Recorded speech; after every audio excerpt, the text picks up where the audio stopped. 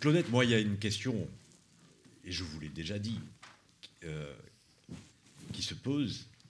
Comment explique-t-on la réapparition, la recrudescence des bijoux chez les hommes, et notamment les bagues? Moi, je suis très frappé de voir d'un côté l'efflorescence des tatouages, de l'autre côté l'efflorescence des bagues aux doigts des hommes. Est-ce qu'on peut l'expliquer?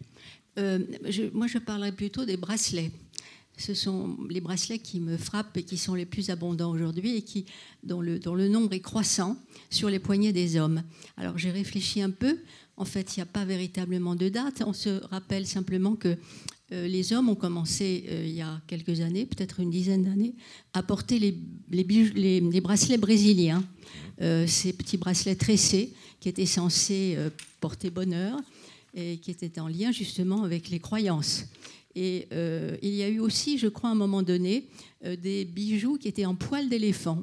Donc, des bijoux rapportés peut-être de l'étranger en vacances, parce que vous savez que les hommes, pendant très longtemps, n'ont pas pu porter de bijoux. Ça n'était pas dans la norme sociale, mais ils en avaient envie. Et lorsque j'ai fait une enquête aussi avec la direction du patrimoine sur le port des bijoux masculins, il ressortait que beaucoup d'hommes avaient envie de porter des bijoux, de porter des bracelets, des chaînes, et qu'ils n'osaient pas le faire et qu'ils ne pouvaient pas le faire dans le cadre justement de leur profession.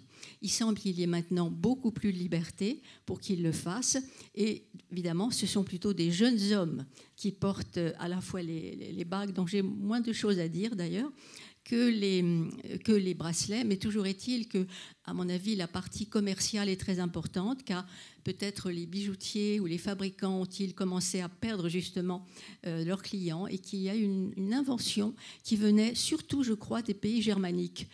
J'ai eu plusieurs catalogues entre les mains de créateurs de bijoux à propos des bagues.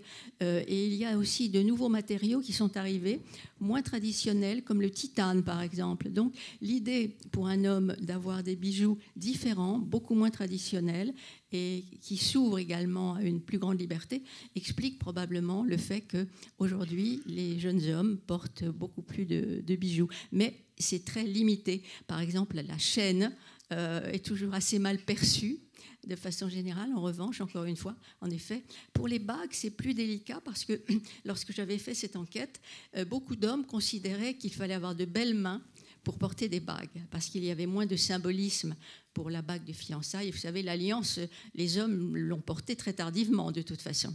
Ils n'avaient pas envie de la porter, c'était le bijou de la femme.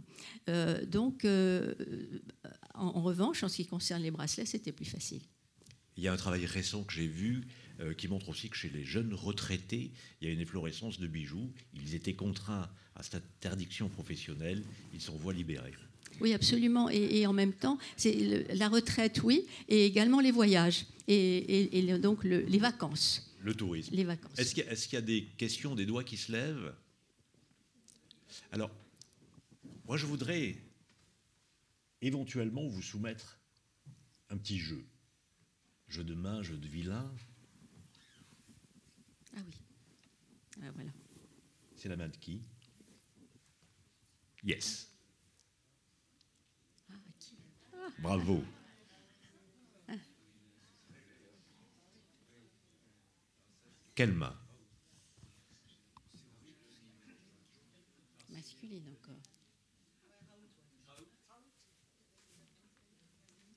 Sylvain Tesson. Sylvain Tesson. Ah. Allez, encore.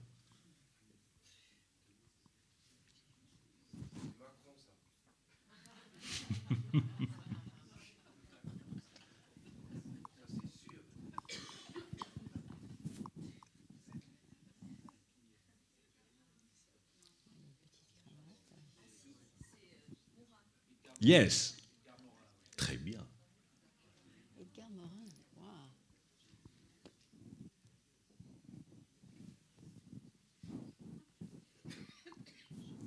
C'est un piège, c'était encore Edgar Morin. Il en a aux deux mains.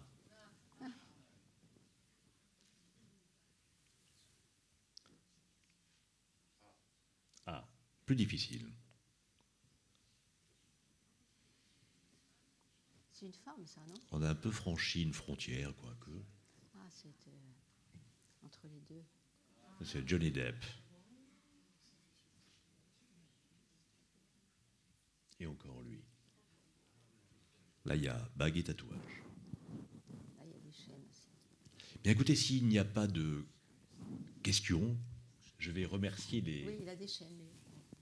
les deux conférenciers, vous souhaiter un très bon appétit et vous dire qu'on se retrouve tout à l'heure